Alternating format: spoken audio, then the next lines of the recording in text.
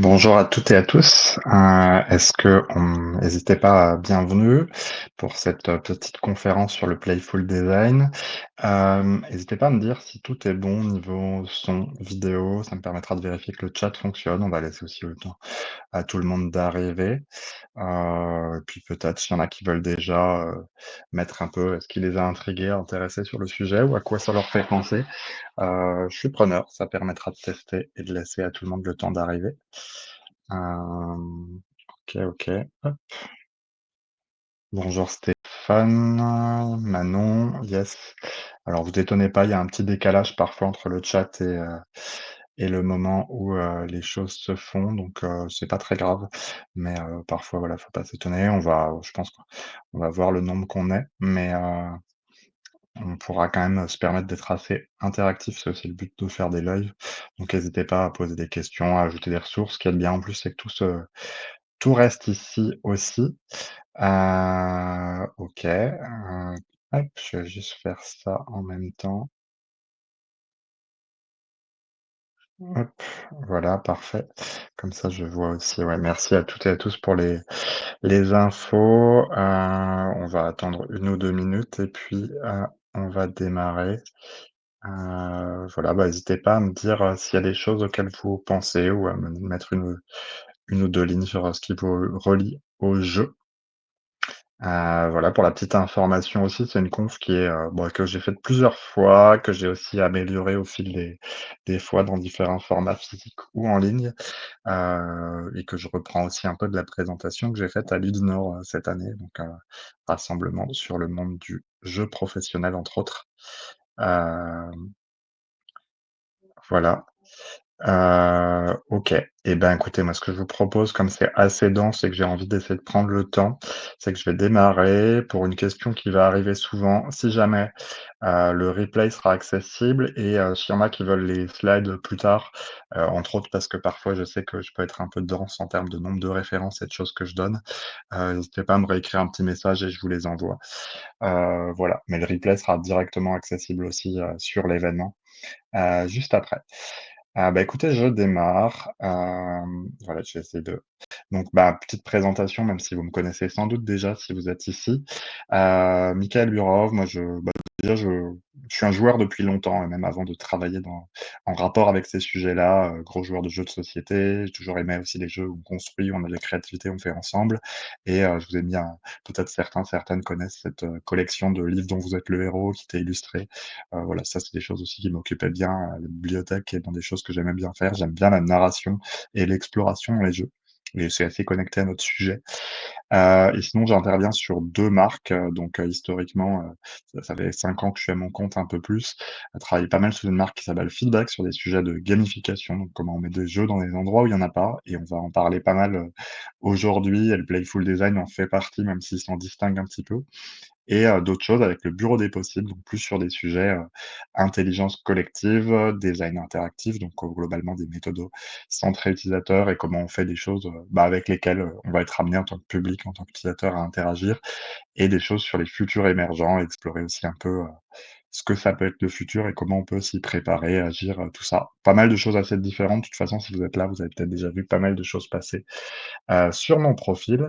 Notre sujet du jour, je reviens, un petit peu au-dessus, ça va être ce que j'appelle le playful design. Donc on va définir ce que c'est, que je sous-titre en français, par l'art de créer des terrains de jeu. Voilà, on est dans cette utilisation du jeu qui vient créer des possibles. Ça se connecte bien à d'autres choses et l'idée aussi, c'est de vous dire que pour moi, c'est un sujet qui est toujours, même si ça fait quelques années, qui m'intéresse, un sujet d'exploration parce que, entre autres, ben, il y a pas mal de ressources à défricher, de choses à regarder, de choses à tester, par la nature même du sujet et c'est pas forcément la chose la plus simple à exploiter directement, même si je trouve ça hyper inspirant dans nos pratiques et dans notre façon de faire les choses. Et c'est pour ça que c'est un sujet dont j'aime bien parler. Voilà, et où j'avais envie de vous proposer aussi ce petit moment-là. Hem, OK, et bah, du coup, je pense que si on parle de playful design, et d'ailleurs justement, bah, du coup, pourquoi je mets des mots anglais un peu partout là-dessus, je vais vous l'expliquer aussi. Ben, peut-être la question, c'est déjà, c'est quoi ce qu'on appelle le play dans le jeu? En fait, en anglais, alors non, je vais pas y aller comme ça. Déjà le mot jeu, dans ma présentation, j'ai pas dit, mais je suis aussi ingénieur de formation. Le mot jeu, en mécanique, c'est dire en fait, c'est quoi l'espace entre un arbre, un élément cylindrique qui passe dans un autre élément cylindrique, un alésage, un contenant. On va dire qu'il a du jeu, une pièce, un assemblage mécanique a du jeu. Le jeu, c'est quoi en fait? C'est un petit espace qui permet que le système, quand il bouge, il ne se grippe pas. Et en même temps, si jamais il y en avait trop, bah, tout se désarticule, et il y a plus rien qui marche non plus. Et c'est intéressant parce que du coup, en mécanique, le jeu, c'est ce petit espace de liberté qui fait que ça fonctionne, mais il faut pas en mettre trop, puisque finalement d'avoir du cadre et d'avoir justement un jeu limité aussi, c'est intéressant. Voilà, une petite métaphore qu'on aura l'occasion de reconvoquer après, mais que je trouve intéressante finalement sur ce jeu comme finalement un espace de liberté dans un espace contraint, ce qui va pas mal coller à nos définitions du jeu. En anglais, effectivement, on va avoir 2 mots pour désigner jeu justement, peut-être plus, mais en tout cas dans ceux que je vais utiliser, pas mal aujourd'hui. On va avoir le mot game et le mot play. Le mot game va plutôt désigner le système du jeu. Donc sur un jeu de plateau, par exemple, ça va être les règles du jeu, le matériel de jeu, tout ce qu'on nous donne comme contrainte. Sur un jeu vidéo, ça va être finalement ce qui est déjà codé dedans et qui va faire que, bah, en fait, si j'appuie là, il se passe ça. C'est des choses qui sont contraintes. Le play, c'est l'activité de jouer, d'explorer, de tester, d'agir. En fait, c'est quand on joue à un jeu de plateau, on va nous dire toutes les règles et après nous, on va essayer de jouer avec ces règles au mieux pour, bah, tester une nouvelle stratégie, arriver à gagner, arriver à créer un moment fun. Il peut se passer plein de choses différentes, dans un jeu de plateau, mais voilà, le play, c'est cet espace de liberté qu'on a dans les jeux. Heu, c'est aussi ce moment où finalement on teste un peu les limites du système. Heu, donc c'est ça qui est intéressant dans finalement dans ça. En fait, souvent sur pas mal de jeux, on va parler entre autres le jeu vidéo parle assez souvent de gameplay. Finalement, c'est à la fois ces contraintes et ces choses-là, ça peut être des objectifs, ça peut être des choses comme ça, et le fait qu'il y ait de la liberté qui font qu'il y a du jeu. On a besoin souvent des 2. Et là, ici, moi, l'objet dans cette conférence, c'est de se dire aussi parce que parfois on a typiquement la gamification un peu standard, parfois, y pense beaucoup, elle va beaucoup imiter et aller piocher dans ce qui est de l'ordre du système de jeu. On va mettre des objectifs, des points, des classements, des choses qui récompensent quand on fait quelque chose. Là, l'idée aujourd'hui, ça va être de se dire: «Est-ce qu'on peut aussi créer dans des expériences, dans des choses qu'on propose, que ce soit des événements, que ce soit des expériences ou des outils, est-ce qu'on peut maximiser aussi finalement cet espace de liberté, ce play?» Le play, pour vous donner des exemples, le monde des ludothèques va parler de jeux libres. En fait, quand on est enfant, il y a plein de choses qu'on fait sans trop réfléchir à: «Est-ce que ça me fait gagner ceci ou cela?» mais pour tester. Je vais sauter dans les flaques et voir, est-ce qu'on m'engueule? Est-ce qu'il se passe quelque chose? Est-ce que ça en fout partout? Est-ce que voilà, je vais peut-être jouer à me déguiser. On va commencer à avoir des espèces de jeux de rôle, mais pas très structurés en cours de récré ou à d'autres moments. Bah, tout ça, c'est, assez du jeu libre où on le fait sans forcément se dire tout de suite, à quoi ça sert, qu'est-ce qui se passe. Ensuite, on va avoir, du play qui va être de l'ordre, si on prend le skateboard par exemple, c'est un jeu où vous avez pas, d'ailleurs est-ce que c'est vraiment un jeu? Je ne sais pas, on pourrait en discuter. En tout cas, c'est un outil, ou un jouet, on parlera de jouet aussi après, qui vous permet de faire des choses dans la ville, de tester finalement un nouveau rapport avec la ville. Finalement, cet escalier, qui n'existe plus, sur la parvis de l'hôtel de ville à Lyon, bah, finalement il prend un autre usage complet quand on est en skateboard. Voilà, finalement, le skateboard réinvente un peu, la façon d'interagir avec. Pokémon Go, alors on peut en discuter parce qu'il y a pas mal d'éléments très, game justement d'objectifs, de points, mais en même temps, ça réinvente aussi le rapport à certaines choses. On a un bel espace de liberté dans, ça fait quoi dans ma ville si je vais à tel endroit? Donc voilà, on peut jouer avec l'espace. On a dans le play, on a pas mal de choses qui sont de l'ordre, de se permettre de s'exprimer. Alors à gauche, je vous invite à regarder, potentiellement à côté ou plus tard. Alors il y a sans doute d'autres bons exemples, mais c'est une compagnie que j'aime bien qui s'appelle Monstrum, qui fait des terrains de jeu pour enfants qui sont très narratifs avec, bah, du coup des choses très visuelles. Là, typiquement, on est sur, il y a un navire, je sais qu'il y a un poulpe plus loin dans ce terrain de jeu, il y a des éléments de caisse. En fait, on a plein d'éléments qui permettent aux enfants, finalement, de créer des histoires, mais sans qu'on leur dise: «Tu vas créer une histoire, il y aura un début, il y aura ça». Mais en fait, tout le terrain de jeu invite à maximiser ce côté play, enfin, ce côté ludique, ce play. Pareil, sur des activités créatives, artistiques, parfois de mettre les outils à disposition, de mettre des choses qui donnent envie. En fait, on n'a pas besoin de dire: «Tu vas faire ceci ou cela», mais on crée finalement un cadre, un espace pour que, bah, finalement, on puisse faire ça. Et dans un des intérêts de ça, c'est qu'effectivement cette attitude ludique, ce play, ça permet finalement à chaque individu de s'exprimer, de raconter des choses comme il veut. On peut aussi jouer et là le play peut être, une façon de changer de regard. Donc là, on a un exemple, donc c'est un jeu qui a été conçu par, Jen McGonigal, qui est une game designer qui d'ailleurs a écrit pas mal de livres, intéressant sur le sujet aussi. Ça s'appelle Tombstone Hold'em et c'est un jeu qui se joue dans un cimetière, donc assez surprenant. En fait, on joue à faire du poker fermé par équipe. Le poker fermé, c'est du poker, vous avez une main de 5 cartes, et en fait, ce qui va se passer, c'est que, vous allez avoir, 2 joueurs qui ont chacun, 1 carte, en main, et donc qui vont, pouvoir, non, pardon. Ils ont 3 cartes et ils vont devoir compléter avec 2 autres cartes, et donc ils ont 3 cartes, qui sont données et qui sont communes à tous les joueurs, il me semble d'ailleurs, et ils vont devoir aller chercher les 2 cartes manquantes qui peuvent faire la meilleure combinaison, en fait, en observant, en regardant autour d'eux, avec, selon le type de stèle, si c'est une croix au-dessus, c'est un trèfle, si c'est un carré, c'est un carreau, si c'est un pic, enfin, si c'est pointu, c'est un pic, et les dates de naissance vont vous donner les figures ou les chiffres. En fait, ça permet, finalement de revoir un espace différemment que juste un espace, avec une autre fonction. L'intérêt de ça, c'est aussi, alors tout ça, ça a été fait, à la fois pour en disant aussi: «Attention, on fait attention à l'espace où on est, on fait attention à des gens qui voudraient se recueillir» et cetera. Mais, en fait, c'est aussi se dire: «Tiens, est-ce que dans des espaces où on ne fait rien, est-ce qu'on peut faire autre chose?»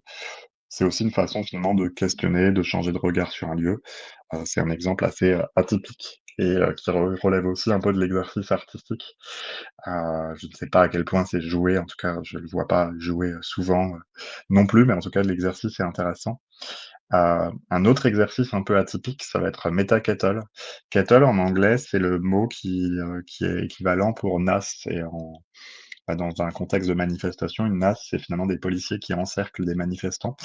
Et en fait, c'est un jeu qui a été créé par un collectif militant qui s'appelle Terror Bull Games, qui fait des jeux un peu provocants, qui en fait se joue dans une NAS et en fait, bah, les participants vont pouvoir s'entourer entre eux en criant un nom d'animal et quand ils entourent d'autres participants, ils les convertissent en leur nom d'animal et en fait, bah, finalement, au fur et à mesure, on va avoir, des participants, qui vont, être nassés, enfin qui vont se nasser dans une NAS tout en critiquant un peu ce que c'est la NAS. En fait, ce qui est intéressant, c'est que ça permet de se réapproprier un contexte où a priori on est prisonnier puisque finalement on est, bloqué et souvent le but d'une NAS, c'est de nous coincer assez longtemps, pour dissuader de manifester, pour bloquer des choses, pour, bah, là, ça permet à des manifestants, finalement de dire: «Bah, on a encore un espace de liberté, quelque chose qu'on peut faire alors même qu'on est privé de notre liberté». Donc c'est intéressant, pour ça. Voilà, vous pourrez trouver le diagramme un peu plus et puis ça permet après aussi d'aller, avoir des propos, non de enfin d'avoir des d'interroger des systèmes et des choses, de façon non, directe et frontale. Le jeu peut aussi servir à expérimenter, s'ennuyer. Là, vous avez un jeu qui est parfois utilisé dans des marathons de jeux, choses comme ça, pour des choses caritatives. Ça, c'est un jeu qui s'appelle Desert Bus. Donc Desert Bus, ça vous propose, une expérience qui est quand même assez spéciale puisque ça consiste à conduire un bus dans le désert, pendant très longtemps. Et tout le défi est juste que c'est très ennuyeux et que de temps en temps, si on ne fait pas attention, le bus dévie tranquillement vers la gauche ou vers la droite et on peut perdre la partie si on fait pas attention. Et donc en fait, finalement, là, on va y jouer plus pour la performance, pour essayer de tenir le plus longtemps. Souvent, quand il est joué en marathon aussi, j'ai l'impression que les gens, jouent côte à côte et en profitent pour discuter, pour avoir des choses qui sont rediffusées. Finalement, on crée une expérience qui est plus dans le challenge et dans, le côté un peu, performance que ça propose que finalement, juste, dire, bah, voilà, c'est un jeu qui a pas tant que ça d'objectifs et cetera. Finalement, le seul objectif, c'est d'aller le plus loin possible, comme ça. Ensuite, on peut avoir d'autres choses assez expérimentales aussi. Ça, c'est quasiment une installation artistique de Yoko Ono, enfin, c'en est une d'ailleurs, mais qui, peut se jouer aussi, qui s'appelle Play It by Trust et où en fait, on a un jeu d'échecs où on joue les blancs et les blancs. Enfin, en tout cas, en fait, on a les blancs et les noirs, c'est juste qu'ils ont la même couleur et donc, bah, en fait, à jouer alors là, on est typiquement dans la limite de l'exercice où je vous raconte un truc qu'il faudrait vous faire tester pour qu'on se rende compte de ce qui se passe et je pense que c'est un des gros défis aussi avec le play, c'est que finalement, c'est surtout des expériences qui se vivent. Hem et ben, en fait, au bout d'un moment, on est dans une confusion de qui lutte contre quoi, contre qui, qu'est-ce qu'on fait, comment on peut retenir? On a tous des limites de ce qu'on peut retenir et voilà, ça vient questionner aussi peut-être, la guerre, d'autres choses, voilà. En tout cas, intéressant pour l'expérience et peut-être les choses que ça propose.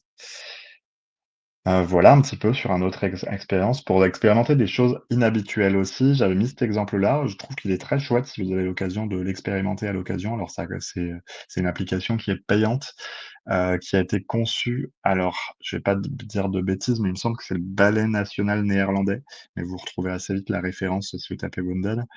Et en fait, c'est un jeu qu'on par téléphone, mais qui en fait consiste surtout à être les 2 liés sur le téléphone avec la main et en fait, on va devoir faire des chorégraphies parce qu'en fait, le jeu joue avec des anneaux qu'on doit faire passer avec les capteurs de mouvement et cetera et donc on se retrouve assez vite en étant 2 à ne pas devoir lâcher le téléphone à faire, des figures, de plus en plus acrobatiques et compliquées et finalement là, par exemple, on vient tester quelque chose d'assez physique tout en étant guidé par un objet ludique, qui peuvent être aussi, d'ailleurs, il y a un petit sujet aussi, nous quand on l'avait testé, j'avais fait un peu ce meet-up là dans une version physique, on l'avait un peu testé même avant la conférence, bah, ça pose des questions aussi de quel est notre rapport à la proximité à l'autre, tout ça qui peut, du coup être un truc aussi, inhabituel et ça, c'est un des points, sur le play aussi, ça peut, il y a une vigilance à avoir sur ces limites-là de chacun, mais ça peut nous faire explorer aussi des choses qu'on a moins l'habitude.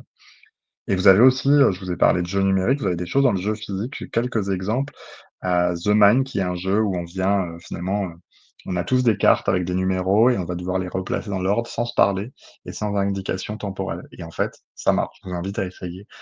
Ça marche et c'est possible et en fait, on apprend à travailler en groupe, sans se parler, c'est rigolo. C'est un bon exercice. Au creux de ta main est un jeu où on fait deviner des choses à l'autre, mais on lui f plutôt on va lui faire retrouver une carte, mais en lui faisant deviner par le toucher. Donc là, pareil, on expérimente des choses très différentes de ce qu'on a l'habitude dans des jeux qui sont souvent basés sur deviner par l'image ou le dessin. Et Nouvelle Contrée va nous proposer d'explorer pareil, un jeu où on va devoir deviner des images, mais on va explorer un livre qu'on a chez soi et là, pareil, il y a un côté très exploratoire parce que ça sera sans doute pas du tout la même partie si, je prends le code civil, si je prends un roman, si je prends un je ne sais pas, un feuilleton, un catalogue publicitaire. Voilà, donc il y a un côté aussi très, exploratoire et ouvert et aussi un jeu qui s'adapte à d'autres choses. Voilà un petit peu sur quelques exemples. Je vais continuer, mais n'hésitez pas si vous avez des exemples qui vous viennent, si vous avez des questions qui vous viennent aussi. Moi, je vais continuer par donner quelques petites, mots et concepts clés autour du play, parce que du coup, c'est un sujet aussi que j'ai commencé à creuser pour essayer de comprendre ce qu'on pouvait mettre derrière. Donc un des premiers trucs, c'est qu'effectivement, on a, un objet qui existe dans la vie courante, qui s'appelle ce qu'on va parler de jouets, qui sont typiquement des éléments ludiques. Alors, là, j'ai mis des jeux de construction, mais on en a plein d'autres. Et en fait, qui sont faits pour finalement nous proposer de faire ce qu'on veut avec, de tester des choses qui sont peut-être invitants avec des couleurs, des formes, des choses qui s'empilent. On va trouver aussi des fonctions très jouées dans des choses de la vie courante. Par exemple, à droite, alors un peu daté, mais un exemple de Siri qui va faire qui est une, reconnaissance vocale d'Apple, qui va faire des blagues. Là, typiquement, on lui demande si elle veut nous épouser, ben, elle va nous dire: «Bah, j'ai déjà reçu beaucoup de beaucoup de propositions dernièrement et voilà et en fait, finalement là, le côté, humour sur une application comme ça va aussi casser un peu le lien très, angoissant que peut avoir l'utilisateur à finalement, parler avec une interface. Je pense qu'aujourd'hui, on pourrait en mettre à jour avec ChatGPT aussi à qui ça peut arriver, de prendre des aspects très humains et pas forcément nécessaires dans la réponse, pour, nous répondre. Donc les jouets, un concept intéressant aussi, il y a des choses qui sont pas des jeux, mais qui sont juste des choses qui nous donnent envie de jouer. On a des lieux et des terrains de jeu, en fait, là aussi, je trouvais ça intéressant de les regarder. En fait, si on regarde un terrain de jeu, il y a plein de choses dessus qui sont un peu des ce que j'appellerais des incitations à jouer. Là, il y a des flèches, il y a des choses qui se passent dessus, il y a une marelle, il y a mais ça ne nous dit pas comment il faut jouer. Il y a pas un guide quand on va rentrer dessus qui va nous dire: «Tu feras la marelle, puis tu joueras dans les flèches, puis tu feras ça». Les terrains de jeu sont des espaces qui sont intéressants, on en reparlera, par leur invitation à jouer. On a un autre mot, alors toujours en anglais, hein, tout ça, moi, je suis un peu bloqué parce qu'il y a des mots en français, mais c'est pas évident, complètement et beaucoup de la littérature que moi j'ai explorée en tout cas, est aussi en anglais. On va voir ce qu'on appelle le playfulness qui est finalement cette attitude de dans une activité, de prendre l'attitude de jouer librement, de faire des choses. On a tous, probablement joué à marcher sur une bordure de trottoir en équilibre, sauter sur des passages piétons, comme si il fallait pas sortir des traits blancs. Et on a ça dans plein d'autres choses, par exemple, dans la vraie vie, on a plein d'activités, on va un peu par virtuosité, par envie de, peut-être se créer des complications, des choses comme ça pour rendre ça plus intéressant. Hem, voilà, on a la séduction peut être un bon exemple. Par exemple, on va faire plein de choses aussi par jeu, par envie de faire ensemble. On va avoir d'autres choses, sur, je sais pas, on va se donner nous-mêmes des challenges, on va explorer nous-mêmes des choses, se dire: «Tiens, si je faisais ça pendant 10 jours, qu'est-ce qui se passerait?» Voilà, c'est ce fait de prendre, ce biais-là et de se dire: «Tiens, est-ce que j'irais pas faire des choses un peu inutiles pour explorer, tester des choses?» Avoir du panache. On a voilà, dans le sport aussi, vous allez trouver peut-être, certaines choses qui sont faites non pas par efficacité en termes de points ou de buts, mais parce que j'ai envie de briller un peu devant, le public, devant des choses là. Donc voilà, on va avoir des choses comme ça.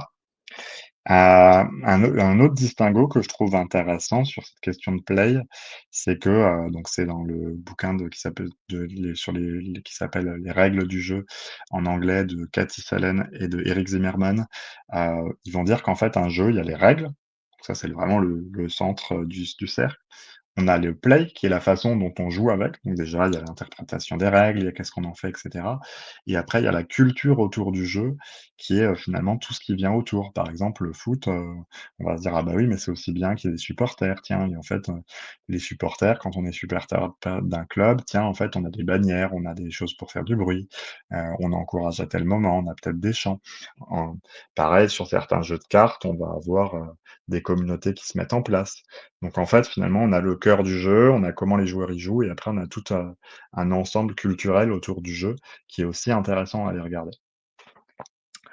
Ah oui, slide compliqué, je vais y aller doucement. J'ai trouvé ça intéressant et en même temps, un peu complexe quand j'ai regardé. Hem, on a, Roger Caillois, donc qui a écrit, pas mal d'ouvrages, mais entre autres qui s'est pas mal intéressé aux jeux, qui va distinguer des jeux qui sont, plus païdiques et ludiques et vous avez Victor Turner qui va nous parler de liminoïdes et liminal. Je vais vous passer à la slide suivante qui est, celle que je trouve plus simple pour traduire ça. En fait, païdique, on va être très dans le jeu libre, dans des choses où on fait les choses pour voir. Ludique, on va être, ce qu'il appelait, ouais, en ludique gamification, on va être dans des choses où on met des systèmes de jeu en face et dans ce qu'on appelle liminoïde, liminal, je vous mets la traduction s'il y a des expertes, vous n'hésiterez pas, essayer de clarifier encore plus ça, parce que c'est pas simple. Liminoïde, on est sur des choses qui finalement renforcent le système. Le jeu vient montrer le système et en bas questionne le système. Je vous montre des exemples. Duolingo, par exemple, on a décidé quelles sont les bonnes actions à faire pour, apprendre une langue. D'ailleurs, actuellement, il y a des papiers qui sont en train de sortir et c'est vraiment de plus en plus discutable, à quel point Duolingo est un bon outil pour apprendre une langue. Mais c'est très ludique, codé, gamifié, vous voyez? On a à la fois, effectivement tout le système, est très, on nous dit en fait: «On te donne la bonne voie». On nous laisse pas beaucoup explorer le système non plus ou le questionner. On nous dit: «En fait, tu vas faire plein de petits exercices et à la fin, tu auras appris une langue». Dans quelque chose qui est très ludique, mais qui peut questionner le système, on a un jeu qui s'appelle Paper Please, qui est un jeu, où on joue un agent de douane et en fait, alors on a des contraintes nous-mêmes de réussir à se payer assez, de pouvoir nourrir sa famille, on est payé aussi au nombre de personnes qu'on passe. Voilà, on a plein de contraintes, on a des horaires et cetera et en même temps, on nous dit: «Il faut pas que tu laisses passer des gens qui devraient pas passer». Parfois, si on laisse passer des gens qu'on devrait pas, on a des sanctions.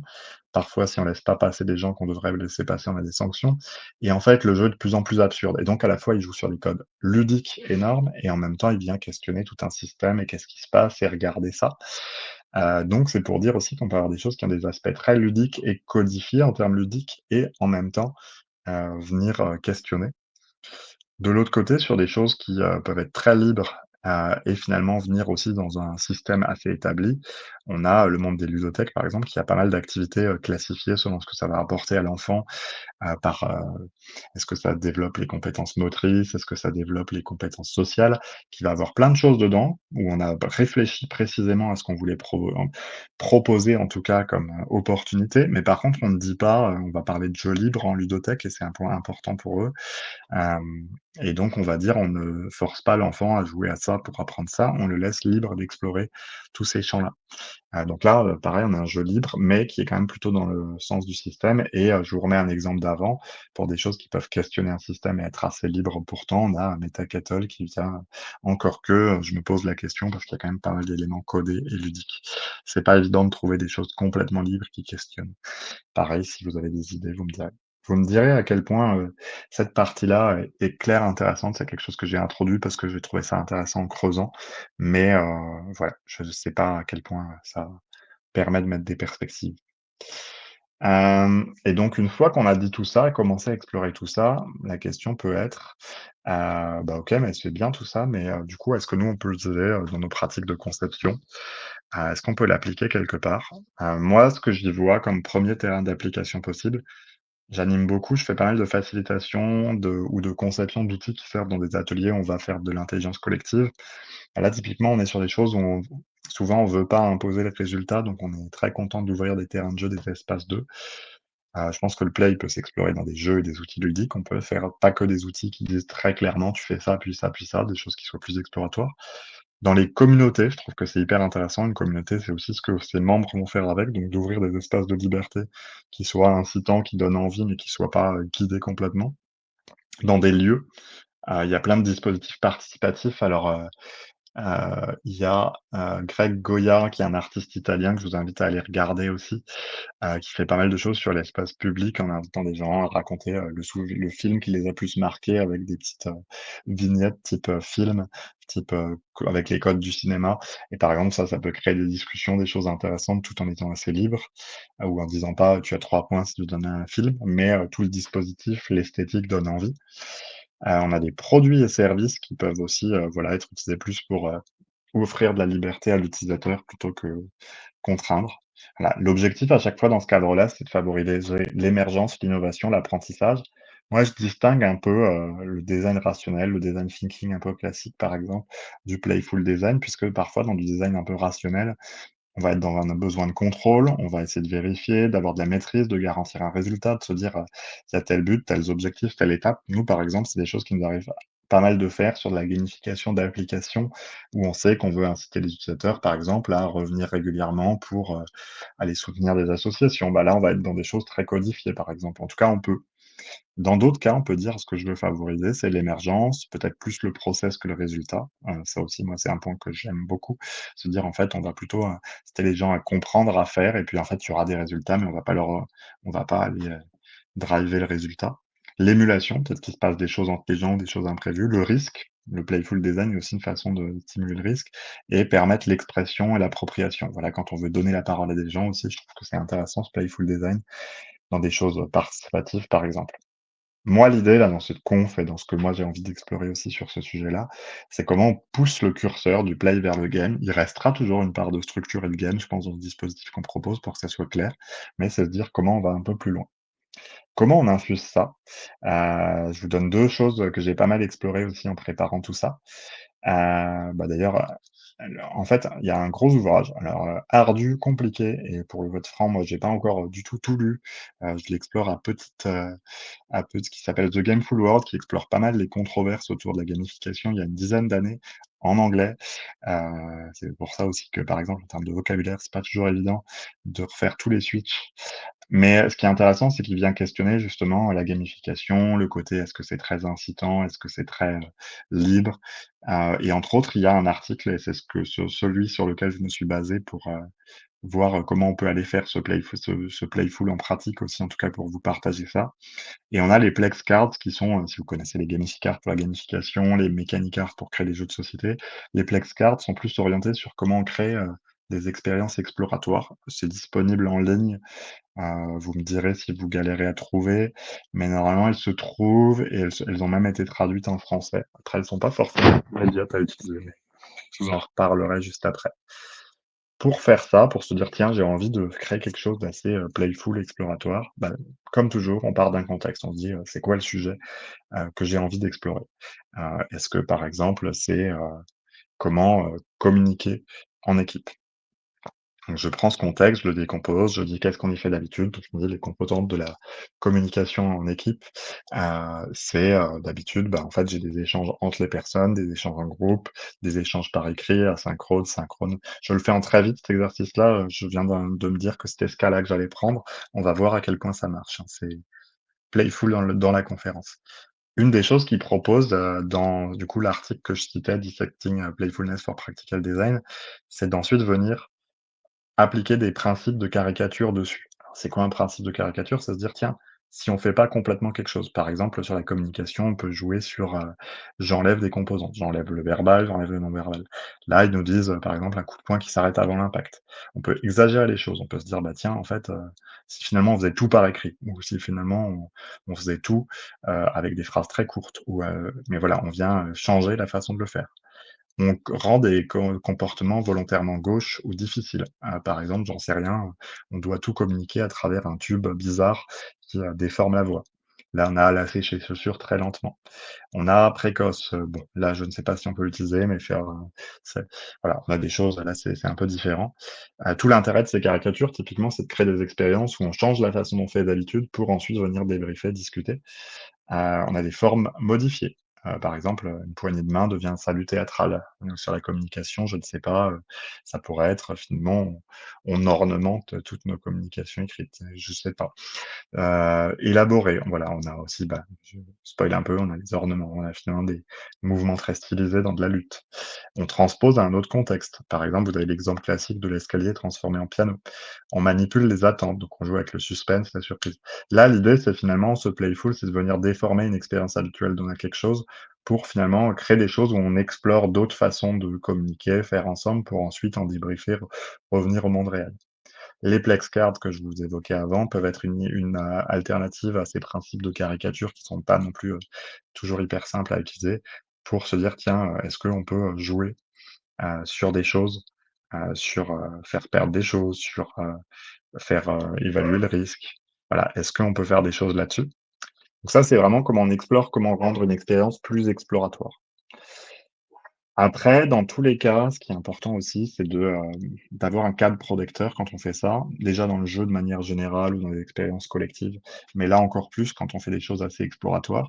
Donc le cadre protecteur, bah, voilà, j'aime bien dire on joue dans un cadre et bah, c'est aussi, finalement dans je vous disais, on va toujours garder des petits éléments de game, bah, ça va être, aussi, ces éléments protecteurs pour les gens. Donc c'est un cadre protecteur physique. Le cadre protecteur physique, il est sur le fait qu'on ne se blesse pas, par exemple, que chacun soit dans ses possibilités, soit pas mis en défaut. Un cadre protecteur social, ce qu'on fait va pas être repris après, va peut-être pas voilà, donc il y a aussi ce cadre-là où on se sent pas en danger, on se sent pas avec son manager. Enfin voilà, par exemple, des collaborateurs pourraient avoir du mal à faire des activités très playful avec le manager dans la pièce, donc là, c'est réfléchir à comment les gens se sentent aussi, socialement en sécurité, un cadre de réversibilité. Ce qu'on fait dans le cadre du play, on peut, le défaire. Et ça aide aussi beaucoup à avoir une attitude de play et d'exploration. On peut jouer avec ce cadre protecteur, vous allez avoir des endroits, où on le dit le cadre protecteur et des endroits où on le dit pas. Je pense au parc d'attractions, par exemple, il y a plein de choses qui sont implicites, qui ne vont pas vous arriver, mais on va pas, tout vous dire ou en tout cas, on va parfois avoir la sensation qu'on n'est pas protégé à un endroit alors qu'on l'est. Et en fait, on peut jouer avec. Là, je vous invite à faire attention quand même et à regarder, comment on fait, pour que chacun se sente à l'aise quand même et quand est-ce que c'est OK de jouer un peu avec. Voilà. Ça, c'est un point à voir. Travailler, tout ce qui est fin, succès, échec. Là, c'est un exemple de Guitar Hero. En fait, dans les jeux, quand on échoue, c'est spectaculaire et ça marche quand même et ça relance. Bah, pareil, si le participant échoue à faire quelque chose, je sais pas, s'il y a une bille qui tombe, s'il y a quelque chose, il faut qu'on puisse la récupérer, réessayer très rapidement. Il faut éventuellement qu'il y ait peut-être un ding, quelque chose qui se passe. Dans un exemple dans l'article, il nous parle d'un espèce de dispositif où les gens font une espèce d'opération, un peu comme un docteur Maboul, mais en plus extrême et où, c'est dans un espace qui est une boîte de nuit, je crois, dans une salle précise et quand on échoue, tout le monde le sait. Bon, bah, voilà, ça peut alors, on en revient à le cadre social et comment on met les gens à l'aise et en même temps, comment on rend ça, spectaculaire, interactif dessus. Vérifier le flow, ben, c'est un peu aussi, alors ça, c'est plus facile à dire qu'à faire, mais en fait, ce que je pense qui est intéressant à se dire là-dessus, le flow, c'est vraiment l'équilibre, entre, le niveau de défi, le niveau de compétence des gens. S'il y a trop de compétences, on s'ennuie et s'il y a pas assez de défis, inversement, s'il y a pas assez de défis, enfin, s'il y a trop de défis, on est en stress plutôt qu'être dans une attitude de play et c'est pas bon non plus. Donc ça, je pense que c'est pareil sur votre cadre protecteur et tout ça. C'est des choses à réguler, à regarder, ben, pareil, hein, une expérience playful, c'est comme une expérience de jeu. Ça se teste, ça s'itère. Il est possible que parfois vous alliez un peu trop loin. Pareil, comme, d'autres conseils de test, tester peut-être d'abord avec des amis, des gens proches, où c'est un peu plus OK si on dépasse un cadre ou quelque chose, que c'est pas agréable, avant de l'ouvrir plus. Et ensuite, voilà, c'est ce que je disais, prototyper, tester, itérer. Heu, il y a des choses que vous allez voir en jouant. Ça, c'est un chouette exemple d'expérience assez playful qui s'appelle Just, qui est un jeu où on met de la musique, qui se joue avec des contrôleurs de PlayStation, avec une balle lumineuse. Tant qu'on bouge pas plus vite que la musique, il reste allumé. Si je bouge trop vite, ça s'éteint, j'ai perdu. La musique accélère et ralentit de temps en temps.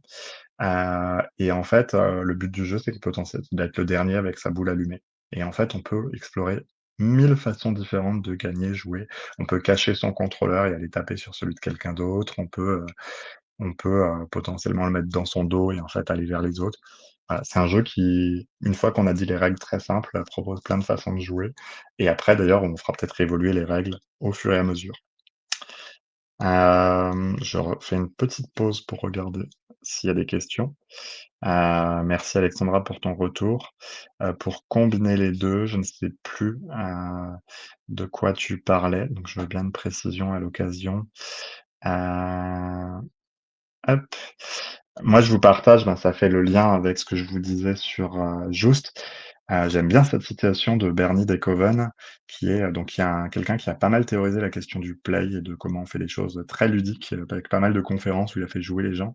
Dans une communauté de jeu, ce sont les règles et les officiels qui décident si les joueurs sont assez bons pour jouer et sinon on change les joueurs. Si vous prenez le foot pro ou le foot amateur, il y a même des choses très codifiées, on joue comme ça et en fait, si vous aimez pas ce jeu-là, parce que j'en sais rien, certaines règles vous vont pas, bah, c'est pas grave, vous changez de sport. Si on part sur une communauté ludique, ce qu'il appelle une play community, c'est les joueurs qui décident si le jeu est suffisamment amusant pour être joué, sinon on change les règles. Et par exemple, sur Just, on va commencer à jouer et peut-être qu'on va se dire: «Bon OK, c'était très marrant de cacher ton truc, mais en fait, on veut pas que tu caches ton truc». Et en fait, voilà, on change les règles, mais en fait, on essaie de faire que l'expérience soit plaisante. Peut-être qu'on dira: «Ben, en fait, untel, il en a 2 à tenir parce qu'il est trop fort». J'aime bien cette, citation parce que c'est aussi une incitation à faire ensemble et pas juste à adapter. Je vous donne quelques petites références justement en ayant parlé de Bernie Dekoven qui ont pas mal alimenté d'ailleurs ce petit format. Bernie Dekoven, il a une conf qui est très chouette qui s'appelle The Politics of Public, Playfulness qui parle de ça. Vous avez Play Matters, alors, qui pour le coup a bien alimenté toutes les illustrations sur à quoi ça sert le play et pourquoi c'est important. C'est un ouvrage qui est très chouette. Alors, là aussi, hein, désolé, les ouvrages là sont beaucoup en anglais, bah, c'est pour ça aussi que je m'amuse à faire un peu de vulgarisation et à vous raconter ça, c'est qu'on n'a pas une littérature méga accessible sur le sujet. En tout cas, moi, je n'en connais pas assez, même si je sais qu'il y a des choses qui existent autour du jeu libre et de certaines choses comme ça. Et The Gameful World que je vous citais avant, qui est vraiment une compilation d'articles scientifiques sur le sujet de la gamification, des approches, associées, des applications, qui est, à la fois assez gros et assez dense, mais intéressant pour nourrir, des réflexions. Hem et peut-être, pour finir, ouais, je vais faire plutôt comme ça et je prendrai les alors je regarde juste. Ouais, design rationnel et playful design, ouais, je pense qu'on peut avoir, un peu des 2 approches entre, ben, finalement faire des choses qui répondent à un besoin. Ouais, d'ailleurs, je pense qu'en fait, la plupart du temps, pour être franc, sur des contextes très pro, on est obligé d'avoir une part de design rationnel qui explique ce qu'on va faire et cetera et par contre, nous, en tant que concepteurs, on peut dire: «Bah, par contre, moi, ça me tient à cœur aussi de remettre plus d'espace de liberté et de faire ça et d'en mettre». Ouais, la base du graphisme de Flow, alors j'y reviens. Je suis désolé, il y a une petite, hop. Normalement, c'est, hop, on va faire de l'édition en live, c'est capacité. C'est effectivement ce que je vous disais entre défi et capacité. Voilà, ça, vous allez le retrouver très largement sur internet. Le concept de flow est un concept très éclairant, pour, se dire qu'est-ce qui est une bonne ou une mauvaise expérience, mais très dur en conception. C'est à part tester, itérer, ajuster, en plus ça dépend de vos publics, c'est très dur de trouver, comment on l'utilise en tant qu'outil pratique par contre. Et ouais, effectivement, j'avais envie de vous dire, le play peut être aussi cet état d'esprit et en fait, bah, je trouve que c'est aussi une attitude qu'on peut aller reprendre dans, la façon de faire une conférence, d'aller faire des choses, d'aller, explorer des sujets. Et j'aime bien effectivement, cette petite citation qui est: «On ne s'arrête pas de jouer parce qu'on devient vieux, on devient vieux parce qu'on arrête de jouer». Donc en fait, elle est intéressante parce qu'effectivement cette attitude de playfulness, on l'a énormément quand on est très jeune et à un moment, on coupe tout pour plein de raisons. Mais entre autres, l'école, l'école et le monde du travail, ils sont pour pas mal de choses. Ça veut pas dire qu'on peut se permettre tous d'avoir de la playfulness tout le temps à 100, mais par contre, je vois plein d'endroits, quand on veut faire de la créativité, quand on veut explorer vraiment des sujets, où c'est une attitude qui est intéressante à venir reconvoquer, pour, bah, finalement gagner, en capacité d'exploration, en capacité d'innovation, et puis aussi, je trouve que c'est aussi, de façon un peu plus militante, bien de se dire: «Il y a des moments où on peut aller explorer des choses de façon juste, ludique et gratuite et pas juste dans un but, productif». Je pense qu'en plus, en vrai, ça apporte plein de choses qui seront un peu des résultats indirects, qui seront utiles à la productivité plus tard, mais qui effectivement qu'on n'a pas si on est sur un raisonnement tout de suite de: «Ça va servir à quoi? Il va se passer quoi? Je veux savoir qu'est-ce qu'on ressort tout de suite de cette attitude d'exploration». Voilà un petit peu. J'ai regardé un petit peu vos questions et commentaires. Oui, du coup, le graphe dit capacité. Moi, j'ai souvent l'impression d'avoir vu compétence aussi, donc les 2 doivent il y a une littérature abondante, hein, sur la question du flow et alors il y a le livre sur le flow, je ne citerai pas l'auteur, je ne veux pas faire d'écorche, mais c'est un auteur avec beaucoup de consonnes, je pourrais vous le remettre dans le chat, mais qui a un livre assez dense sur le sujet. Après, moi, je ne l'ai pas lu, mais qui est très cité, sur cette question de la théorie du flow et je pense que vous trouverez abondamment aussi sur internet, des articles qui détaillent un peu cette notion de flow. Voilà un petit peu. Est-ce que, partant de là, est-ce qu'il y a des questions, des inspirations, des choses que ça vous inspire? Je suis curieux un petit peu de vos retours, il est 42 donc on est je peux prendre encore quelques minutes pour regarder ça. J'en profite le temps que ça m'arrive ici pour vous dire que, bah, moi, je suis aussi toujours en train de réfléchir à voir, qu'est-ce que je peux partager comment sur ce format-là donc n'hésitez pas à me dire aussi sur ces types de formats, s'il y a des choses qui peuvent être améliorées, facilitées. Je teste un peu avec cet outil-là pour diffuser et en LinkedIn Live, j'ai l'impression que c'est le plus simple pour se connecter, ça donne accès au replay assez rapidement, donc c'est pas mal intéressant et après moi j'ai pas mal de sujets, dans les tuyaux, qui vont de la facilitation à des choses autour du jeu, donc si vous avez des sujets, qui vous intéressent, n'hésitez pas à me le dire. Je dis pas que je le ferai à chaque fois, mais ça me donne des idées, de ce qui sont les sujets qui peuvent être intéressants. Voilà un petit peu et voilà et moi, du coup, c'est un sujet que j'ai découvert effectivement il y a, je pense entre 5 et 10 ans, je me rappelle plus, et que je trouve aussi vraiment effectivement inspirant sur, des pratiques comme la facilitation, le community building. Hem Et oui, en fait, le côté, ce que dit Stéphane est intéressant. Je pense que parfois, c'est les attributs du game, c'est, les points, le plateau, des choses qui sont dans les codes du jeu, qui vont peut-être bloquer les gens, alors que d'avoir une attitude exploratoire en facilitation dans d'autres choses, ça peut, ça peut être plus simple effectivement et d'ailleurs, comme la gamification vient finalement alors la gamification, j'en profite aussi pour dire ça, Donc j'ai pas mal travaillé avec Feedback. Quand, dans Feedback, on parle de gamification avec nos leviers d'engagement et cetera. Nous, on inclut le playful design dans la gamification avec des leviers comme créativité et autonomie, où on va trouver pas mal de choses, autour du play. Mais c'est vrai que, on peut avoir des gamifications très gameful en anglais, qui vont être très sur les points, des choses comme ça et effectivement des choses sur les espaces de liberté. Ouais, c'est à explorer. En fait, je pense que le play peut aussi bloquer, dans certains cas, mais peut-être plus du côté des commanditaires que des participants, par exemple, parce qu'on va vouloir savoir qu'est-ce qui est produit comme effet, qu'est-ce qui se passe, et on est dans ce, bah, faites-moi confiance, on va faire émerger des choses et faire retomber des choses, mais par contre, si on essaye de savoir immédiatement, ce qui en ressort, bah, le play est pas le meilleur outil, là-dessus. Voilà un petit peu en tout cas. Heu eh ben, écoutez, moi, ce que je vous propose, je regarde une dernière fois, c'est que si on est bon, je vous remercie pour votre attention et puis n'hésitez pas, de toute façon, les commentaires, de toute façon, sont encore bien actifs. Je vois qu'Alexandra, ouais, bah, le côté playfulness dans mon activité, moi, c'est, je suis très à faire des choses, comment j'intègre le côté playfulness? Ben, on peut le voir de 2 façons.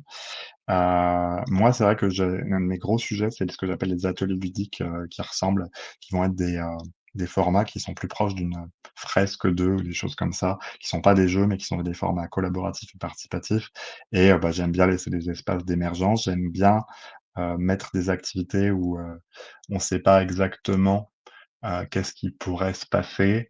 Je vais aussi aller chercher dans les exercices proches de l'impro parfois, où on va faire émerger des choses.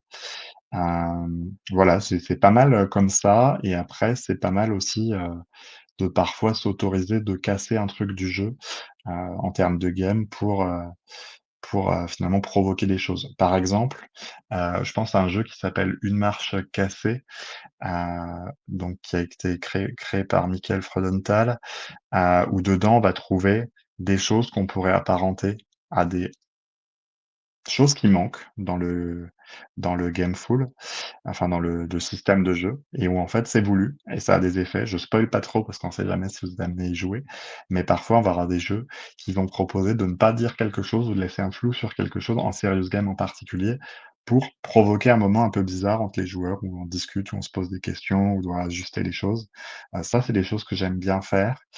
J'aime bien faire des choses où effectivement on laisse les gens, raconter, proposer des choses. J'aime bien, alors c'est un peu une excuse facile de designer quand on n'a pas tout conçu jusqu'au bout, mais parfois c'est par intention aussi. Dire: «Tiens, là, en fait, on va laisser quelque chose qui est un peu trop, foisonnant, un peu trop, pour que ça oblige l'équipe à s'organiser et faire quelque chose avec». Et en disant: «Bah, en fait, ils sont 6, ils vont se débrouiller et bah, en fait, ça va créer quelque chose où effectivement, c'est moins contrôlé, on sait moins que ça va bien se passer, mais en même temps, ça crée autre chose. Si vous voulez aller regarder là-dessus, je regarde en même temps. Moi, j'avais trouvé ça assez intéressant. Je regarde si, je le retrouve immédiatement. Il me semble que c'est Doc Géraud, alors non, ouais, alors j'ai un article compliqué sur le sujet, mais justement, je voulais essayer de vous trouver quelque chose de moins dur. Oui, c'est ça. Donc c'est une vidéo et vous irez regarder l'article qui m'avait été donné en lien par la vidéo si jamais.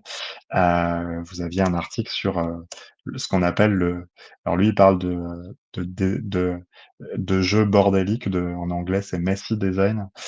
C'est, comment on fait des jeux qui sont, plus foisonnant, plus flou, moins hyper clair sur ce qu'on doit faire, parce que ça crée une autre expérience et ça, c'est aussi, quelque chose que j'aime bien explorer par moment. Alors, comme on disait avant, avec Alexandra, c'est qu'en fait, on dose. C'est qu'en fait, on peut pas se permettre non plus dans un atelier client, que tout soit en vrac et qu'on ne sache pas où on va.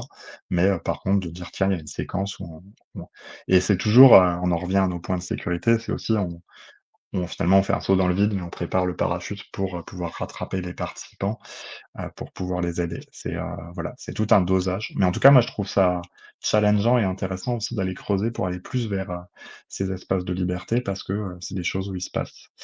Merci Albéric aussi. Bah, écoutez, en tout cas, je pense qu'on peut poursuivre la conversation dans les commentaires. Moi, je vais couper pour que le replay soit pas trop long non plus. Je vous remercie de ça. Si c'est un sujet qui vous inspire, qui vous intéresse, si vous voulez prolonger la discussion, faire des retours, en commentaire, en MP avec plaisir et ben, bonne journée à toutes et à tous et puis n'hésitez pas à essayer de remettre un peu de playful, quelque part aussi, en, je sais pas, tentant quelque chose différemment. Moi elle sera rediffusée un jour par exemple, j'ai fait un format, conférence, qui s'appelait Apologie du jeu de loi, où j'ai beaucoup joué avec le cadre du format, conférence, à Ludinor Pro. Et c'était une des façons que j'avais finalement d'aller remettre du playful dans, un format très, cadré conférence de 20 minutes. Voilà un petit peu. Et ben, merci à tous et toutes et bonne journée. Puis n'hésitez pas, ouais, à vous lancer des petits challenges pour mettre du playful à des endroits. Bonne journée.